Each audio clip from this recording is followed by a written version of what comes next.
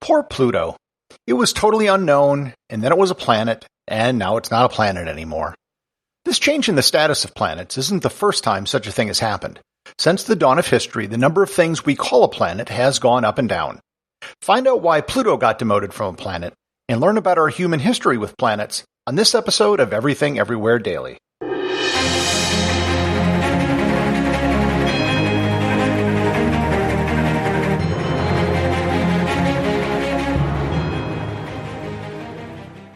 This episode of Everything Everywhere Daily is sponsored by listeners like you. Creating a daily show like this isn't easy. Researching, writing, and recording a daily show takes quite a bit of time, and you have to do it every single day. Over on Patreon.com, there is a small but growing community of listeners who support the show with their donations. In addition to showing your support for the show, you can also get some extra benefits as well. Depending on your level of sponsorship, you can be listed as an associate or executive producer of the show. There's monthly original wallpapers for your desktop and smartphone, as well as merchandise like stickers, t-shirts, and hoodies. Depending on your sponsorship level, you can also submit ideas directly to me, because this is a daily show and I need a lot of show ideas. Next month, patrons will also be able to get monthly ebooks of the episode transcripts as part of their support. As new projects, products, and events roll out over the next several months, patrons will have first dibs on everything.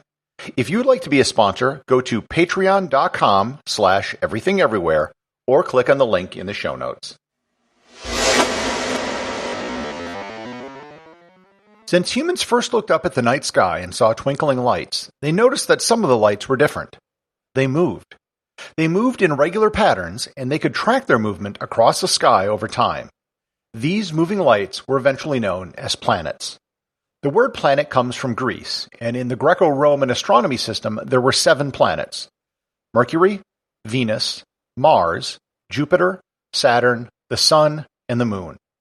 Clearly, the Sun and the Moon are different from the other planets, and the ancients recognized this. The other planets were moving stars, but the Sun and the Moon were disks. They were alternatively referred to as the 7 planets or as the 5 planets plus the Sun and the Moon. Plato spoke of the Sun, the Moon, and the 5 other stars, which are called the planets.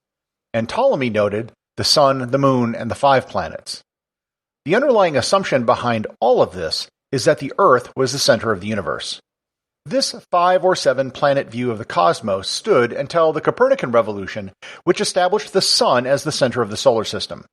This change of perception of the solar system realized that the Sun and the Moon weren't planets, but that the Earth was. This changed the number of planets from 5 or 7, depending on how you defined it, to a solid 6.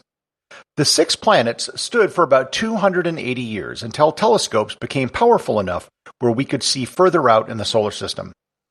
In 1781, the astronomer William Herschel thought he had found a comet while doing observations in the constellation Taurus. It never dawned on him that he found another planet, because the planets had been known since time immemorial. He and several other astronomers eventually concluded that it had to be a planet given its movement and the fact that it didn't show a tail like a comet. They called the new planet Uranus, who was the father of Saturn. This now upped the planet count to 7. Neptune was discovered in 1848, when deviations in Uranus's orbit indicated that there might be another planet further out. Unlike Uranus, the discovery of Neptune involved several people hunting it down. The discovery is credited to several people who determined its location from the orbital data of Uranus. Urbain Le Lever of France, John Couch Adams of England, and Johann Gottfried Galle of Germany are all credited with the discovery. You're probably thinking that the discovery of Neptune now made 8 planets, but that is not the case. That was because in 1801, Giuseppe Piazzi discovered a new planet between the orbit of Mars and Jupiter that he called Ceres. That was planet number 8. Then in 1802, another planet was found in the same orbit of Ceres by Heinrich Olbers that was called Pallas. That made 9 planets. In 1804, another planet in the same orbit was found by Carl Harding called Juno, and that upped the number to 10. And then in 1807, there was another planet found in the same orbit, again by Heinrich Olbers, called Vesta, which made for 11 planets. By 1851, there were now over 20 planets, and they were discovering more all of the time in the same orbit as Ceres. They eventually reclassified all of the planets that were in the orbit of Ceres as asteroids. All of these planets weren't like the other planets. They were much smaller and all in the same orbit. None of them were big enough to clear out their orbits, so they got demoted. The list of planets was back down to 8. In 1930, an astronomer named Clyde Tombaugh used the new technique of astrophotography to discover a moving dot in the sky, which was later named Pluto by 11-year-old Venita Burnley from Oxford, England. Almost immediately after the discovery of Pluto, there was controversy as to if it should be called a planet. Pluto, you see, was different.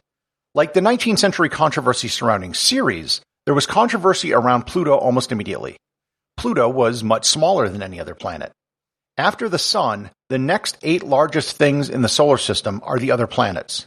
Pluto is smaller than 7 other moons which orbit other planets. Pluto has a really weird orbit.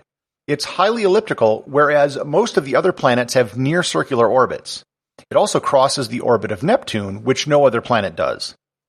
Unlike the asteroids, however, there was no other object like Pluto that they knew of at the time, so Pluto got added to the list of planets.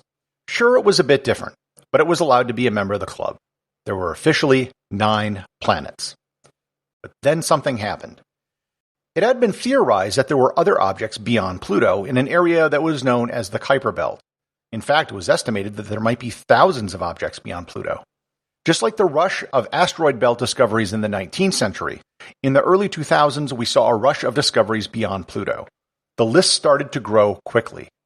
They were Quoar, Sedna, Orcus, Gong, Haumea, and Makemake. There was one discovery in particular which really threw a wrench into things. Eris. Eris, you see, had a mass greater than Pluto. If Pluto was a planet, then Eris had to be a planet too. It was hard to justify Pluto as a planet and not Eris.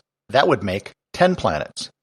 Moreover, all of the other objects found beyond the orbit of Pluto were far more like Pluto than Pluto was like the other planets. This was just like Ceres and the other asteroids all over again, and this is what caused the most recent controversy about Pluto being a planet. The International Astronomy Union voted to define a planet in 2005 by 3 criteria. 1. It is in orbit about the Sun. 2. It has sufficient mass for its self-gravity to overcome rigid body forces so that it assumes a hydrostatic equilibrium shape. In other words, it's round. And 3. It has cleared the neighborhood around its orbit. That third part is what separates Pluto from the 8 other planets. If an object has the first 2 criteria but not the third, it's considered to be a dwarf planet, which is what Pluto is now considered. As of today, there are now 9 known dwarf planets. The discussion on planets has sort of obscured the fact for most people about how much stuff is really orbiting around the Sun. If we take a step below dwarf planet, we enter the realm of minor planets, which includes pretty much any hunk of rock that orbits the Sun, and there are 794,832 cataloged objects in the solar system as of 2019. So it's impossible to have 9 planets anymore.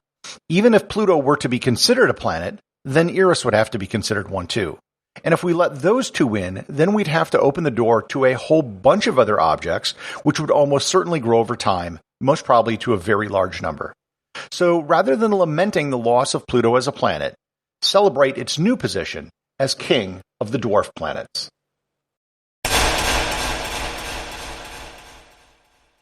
Executive producer of Everything Everywhere Daily is James Makala. Special thanks to everyone who supports the show over on Patreon.